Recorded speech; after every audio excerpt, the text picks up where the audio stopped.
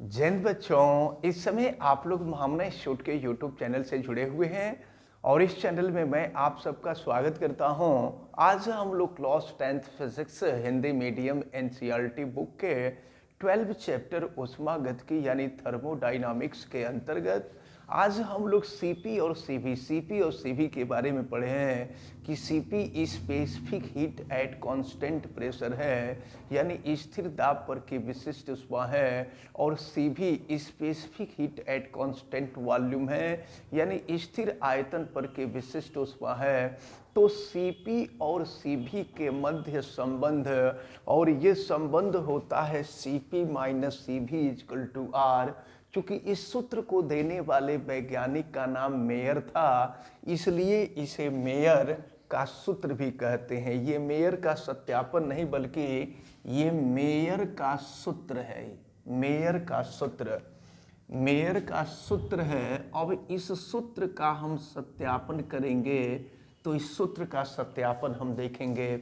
लेकिन इसके पहले मैं आपको बता दूं कि यहाँ पर दाब और आयतन, P प्रेशर होता है और V वॉल्यूम होता है, तो P और V के मध्य यहाँ रिलेशन होगा, यानी स्थिर दाब पर और स्थिर आयतन पर की विशिष्ट ऊष्मा के मध्य हम लोगों को संबंध ज्ञात करना है। तो इसके लिए हमको करना ये होगा कि दाब और आयतन के बीच हमें ग्राफ खींचना होगा। तो दाब और आयतन के बीच ग्राफ खींचने के लिए याद रखे रहिएगा, आयतन को हम हमेशा x अक्ष के तरफ दिखाते हैं और दाब को हमेशा y अक्ष के तरफ दिखाते हैं। अब हम आपको बता दें, हम मान लेते हैं कि किसी गैस का कोई आदर्श गैस है, और आदर्श गैस के बारे में आप जानते हैं, जो बायल चार्ल्स के नियमों का पालन करते हैं उन्हें आदर्श गैस कहते हैं। माना किसी आदर्श गैस का 1 मोल लिया गया है। 1 मोल का मतलब 1 ग्राम, और याद रखे रहिएगा यहाँ पर आदर्श गैस का 1 मोल लिया गया है। माना कोई आदर्श गैस जिसका 1 मोल यानी 1 ग्राम अणु लिया गया है, जिसका ताप भी जिसका दाब भी आयतन भी है और परम ताप T है। देखिए, परम ताप T पर P और V के मध्य वक्र खींचा गया, और जानते हैं P और V के बीच जो वक्र खींचा जाता है उसको PV वक्र कहते हैं। ये PV वक्र है। अब हम आपको बता दें कि ये जो पहला वाला ग्राफ खींचा गया है यह T ताप पर खींचा गया है। तो T ताप पर दाब P है, आयतन भी है। अगर इस बिंदु को हम A मान लेते हैं, इस बिंदु को हम B मान लेते हैं, और ये जो ऊपर बिंदु है उसको C मान लेते हैं। एक बात आप ध्यान में रखे रहिएगा कि अगर ग्राफ x अक्ष के तरफ बढ़ेगा तो आप समझ लीजिएगा कि आयतन बढ़ रहा है, और अगर ग्राफ ऊपर के तरफ बढ़ेगा तो आप समझ लीजिएगा कि दाब बढ़ रहा है। अब देखें, यह A से B की स्थिति है, यह A से C की स्थिति है, और हम आपको बता दें कि ये जो पहला ग्राफ खींचा गया है यह T ताप पर खींचा गया है। और अब हम टेम्परेचर बढ़ा देते हैं, तो टेम्परेचर बढ़ा करके T प्लस डेल्टा T कर देते हैं। पहले टेम्परेचर कैपिटल T था और बाद में जो टेम्परेचर है वो T प्लस डेल्टा T हो गया है। तो एक बात समझ लीजिए, जब ताप बढ़ करके T प्लस डेल्टा T होगा तो उस समय हम मान लेते हैं कि दाब P प्लस डेल्टा P हो जाता है, और आयतन पहले बढ़ा दिया गया है यानी V प्लस डेल्टा V हो जा रहा है।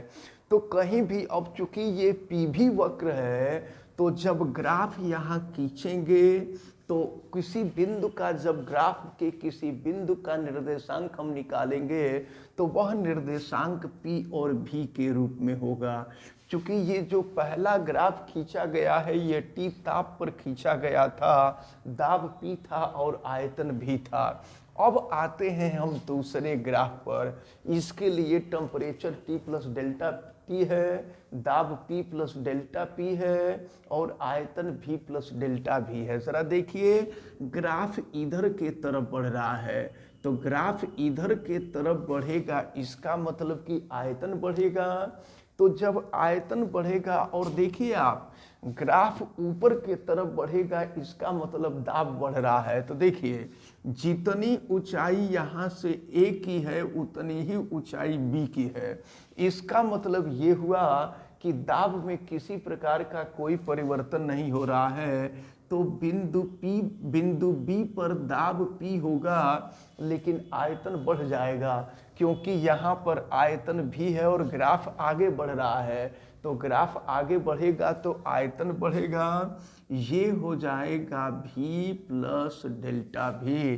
तो बिंदु B पर का दाब P है और आयतन V प्लस डेल्टा V हो गया। अब हम ऊपर के तरफ बढ़ें तो ज़रा देखिए ऊपर के तरफ जब हम आएंगे तो यहाँ पर दाब P और ग्राफ ऊपर बढ़ रहा है, तो ग्राफ ऊपर बढ़ने का मतलब दाब बढ़ रहा है। तो जब दाब बढ़ रहा है तो यहाँ का दाब P है तो ऊपर बढ़ेंगे, दाब बढ़ा है तो दाब P प्लस डेल्टा P हो जाएगा। लेकिन आयतन देखिए यहाँ से इधर के तरफ जितनी दूरी है वही दूरी यहाँ से इधर की तरफ है। इसका मतलब ये हुआ कि आयतन में किसी प्रकार का कोई परिवर्तन नहीं हो रहा है। तो अब आपको एक बात याद रखना होगा कि A से B स्थिति में दाब में कोई परिवर्तन नहीं हो रहा है और A से C स्थिति में आयतन में कोई परिवर्तन नहीं हो रहा है। तो जहाँ दाब में परिवर्तन नहीं होगा वहाँ दाब स्थिर होगा और जहाँ आयतन में परिवर्तन नहीं होगा वहाँ आयतन स्थिर होगा। अब चले आप जरा ध्यान से देखें, अब हम ऊष्मागतिकी के प्रथम नियम का प्रयोग करेंगे और ऊष्मागतिकी का प्रथम नियम आपने देखा है delta U equal to Q minus W। अब देखिए हम ऐसा करते हैं ना कि हम सबसे पहले AC स्थिति के लिए लेते हैं, A से C स्थिति के लिए। तो A से C स्थिति के लिए हम लिख देंगे ऐसे A टेंस टू C, यानी A से C की स्थिति को हम अप्लाई कर रहे हैं और देखते हैं A से C की स्थिति के लिए। तो डेल्टा U आंतरिक ऊर्जा में होने वाला परिवर्तन है। तो पहला बिंदु A है और दूसरा बिंदु C है। तो A और C के आंतरिक ऊर्जा में कितना परिवर्तन हुआ यह ज्ञात करने के लिए UC में से UA को हम घटा देंगे और Q बराबर हमने आपको बताया था कि M into C into delta T होता है और माइनस W कार्य होता है। कार्य बराबर ऊष्मागतिक निकाय द्वारा किया गया कार्य हमने आपको बताया था P इंटू डेल्टा V होता है। अब जरा ध्यान पूर्वक देखें, हम इसको देखते हैं UC minus UA equal to, हमने शुरू में ही कहा है कि आदर्श गैस का 1 मोल लिए हैं, 1 मोल माने 1 ग्राम अणु लिए हैं। तो 1 ग्राम अणु लिए हैं तो M के स्थान पर 1 हो जाएगा। अब C जो है विशिष्ट ऊष्मा है, देखना है कि A से C में क्या स्थिर है। तो A पर भी आयतन भी था और C पर भी आयतन भी था। यहाँ A और C के बीच में आयतन स्थिर है। तो स्थिर आयतन पर की विशिष्ट ऊष्मा को हम CV से प्रदर्शित करते हैं और ये हो जाएगा डेल्टा T माइनस, देखें ये है P और डेल्टा V का मतलब आयतन में होने वाला परिवर्तन। देखिए बिंदु A पर आयतन भी है और बिंदु C पर आयतन भी है। तो यहाँ आप देख रहे हैं कि आयतन में किसी प्रकार का कोई परिवर्तन नहीं हो रहा है। तो आयतन में परिवर्तन नहीं हो रहा है, इसका मतलब कि डेल्टा V की वैल्यू 0 हो गई। अब डेल्टा V के जगह पे हम 0 कर देंगे तो फिर ये मिल जाएगा आपका UC minus UA equal to, ये हो जाएगा CV डेल्टा T और ये तो 0 हो गया। इसको हम समीकरण नंबर 1 मान लेते हैं। तो ये ऐसी स्थिति हमने देख लिया। अब हम लोग ए बी स्थिति देखेंगे, ए से बी की स्थिति को देखेंगे। तो यहाँ लिख देंगे ए डैश बी, यानी ए टेंड्स टू बी, ए से बी की स्थिति के लिए। तो ए से बी की स्थिति के लिए क्या होगा, फिर देखिए, चूंकि गैस आदर्श है तो अब एक चीज और हम लोगों को देखना है। ए से बी स्थिति के लिए तो ऊष्मागतिकी के प्रथम नियम का ही हम प्रयोग करेंगे। डेल्टा यू के जगह पर हो जाएगा यू बी माइनस यू ए, और इक्वल टू फिर वही चीज, ये जो फार्मूला है M into C into delta T और minus P into delta V. अब जरा ध्यान पूर्वक आपको देखना है, U B minus U A equal to M equal to, तो 1 ग्राम अणु हम पहले से ही मान चुके हैं, यम के जगह पे 1 हो जाएगा। और विशिष्ट ऊष्मा देखिए, तो ए से बी के बीच में, तो यहाँ पर ए पर दाब P है, बी पर भी दाब P है।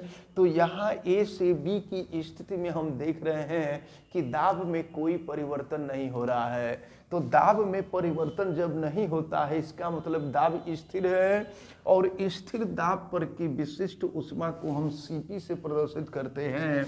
और फिर ये हो जाएगा डेल्टा टी माइनस पी और इंटू हो जाएगा डेल्टा भी। चलिए इसको थोड़ा सा सही तरीके से लिख लेते हैं, U B minus U A is equal to C P delta T minus P into delta V. इसको हम समीकरण नंबर 2 मान लेते हैं। आदर्श गैस का समीकरण आपको मालूम है, हम ए बी स्थिति को अप्लाई कर रहे हैं, याद रखे रहिएगा, हम ए से बी के लिए देख रहे हैं। तो अब आदर्श गैस का समीकरण आपको मालूम है, आदर्श गैस समीकरण, तो आदर्श गैस समीकरण जो होता है वो P V equal to R T होता है। तो P V equal to R T तो पहली स्थिति में है, और फिर बाद में देखा जाए कि बाद की स्थिति क्या प्राप्त होती है। तो देखें बाद में होता ये है कि P और बाद का जो आयतन है वो V प्लस डेल्टा भी हो जाता है। तो V प्लस हो जाएगा डेल्टा V और इजकल टू R तो कांस्टेंट है। और टेम्परेचर देखिए, पहले टेम्परेचर T था और बाद का जो टेम्परेचर है वो T प्लस डेल्टा T हो जाएगा। अब देखिए एक काम करते हैं, हम यहाँ पर इसका गुणा कर लेते हैं। तो जब गुणा कर लेंगे तो ये हो जाएगा, जानते हैं हम P डेल्टा V की वैल्यू निकालना चाहते हैं, और P डेल्टा V की वैल्यू निकालने के लिए हम पूरा ये प्रोसेस अपना रहे हैं। इसको हम चाहें तो इक्वेशन नंबर 3 लिख सकते हैं, और फिर देखिए मल्टीप्लाई कर दें तो P V plus P into delta V equal to R T plus R into delta T. इसको इक्वेशन नंबर हम 4 कर देते हैं। और ऐसा करते हैं ना, समीकरण 4 में से समीकरण 3 को घटा देते हैं, लेफ्ट में से लेफ्ट को घटा देंगे, राइट में से राइट को घटा देंगे।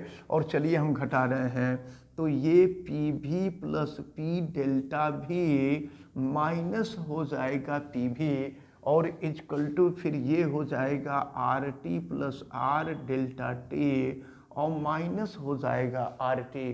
फिर क्या होगा देखिए आप, पी से पी कैंसिल हो गया, आर टी से आर टी कैंसिल हो गया।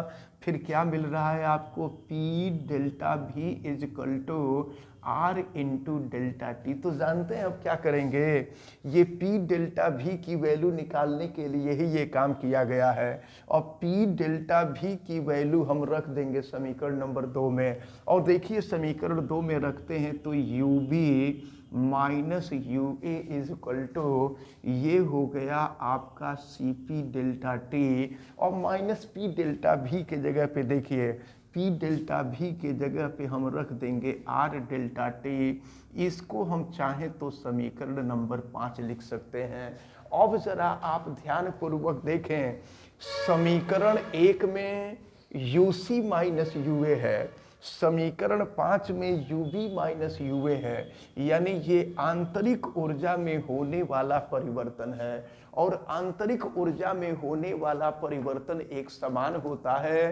तो आंतरिक ऊर्जा में होने वाला परिवर्तन अगर एक समान होगा तो ub माइनस ua जो है ये uc माइनस ua के इक्वल हो जाएगा। आंतरिक ऊर्जा में होने वाला परिवर्तन एक समान होता है। अब हम जो है इन दोनों की वैल्यू रख देते हैं। ये आयतन है, यहाँ हम दिखा देंगे। तो अब ub माइनस ua की वैल्यू हम रखते हैं। देखिए ये है आपका cp डेल्टा टी और minus r into delta T. ये तो cp की वैल्यू, ये तो ub माइनस ua की वैल्यू निकल गई। अब uc माइनस ua की वैल्यू देखिए क्या है, ये है cv और डेल्टा टी। एक काम करते हैं, देखिए दो चीजें, या तो यहाँ से हम डेल्टा टी कॉमन लेकर के डेल्टा टी से कटा दें, और या नहीं तो फिर जो है डेल्टा टी से दोनों पक्षों में भाग दे दें। तो डेल्टा टी से दोनों पक्षों में भाग दे देंगे तो ये cp माइनस हो जाएगा r इक्वल टू हो जाएगा cv को बराबर के पहले कर दें तो ये हो जाएगा cp माइनस cv। r को हम बराबर के दूसरे तरफ कर देते हैं तो ये r हो जाएगा। तो cp minus cv equal to r। ये बहुत ही महत्वपूर्ण डेरिवेशन है, आपसे एग्जाम में हमेशा पूछा जाता है, और एग्जाम ही नहीं कंपटीशन में भी आपसे पूछा जाता है। तो इस डेरिवेशन को आप बहुत अच्छी तरह से तैयार किए रहिएगा, और हमें उम्मीद है कि ये पूरा डेरिवेशन आपको अच्छी तरह से समझ में आया होगा। आप वीडियो को लाइक ज़रूर कीजिएगा, और अगर आप चैनल पे नए हैं तो चैनल को सब्सक्राइब भी कर लीजिए, बेल आइकन को भी प्रेस कर लें। और अगर किसी प्रकार की कोई दिक्कत समझ में आती है तो आप हमें कमेंट करके ज़रूर बतावें, और वीडियो को मैक्सिमम स्टूडेंट तक शेयर करें। आप सभी लोगों का बहुत बहुत धन्यवाद। जय हिंद।